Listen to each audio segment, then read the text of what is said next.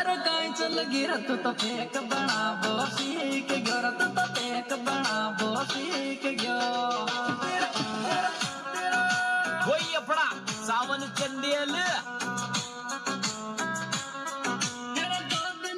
सरकांच लगी रत तो फेक बना वो सीख गयो तो फेक बना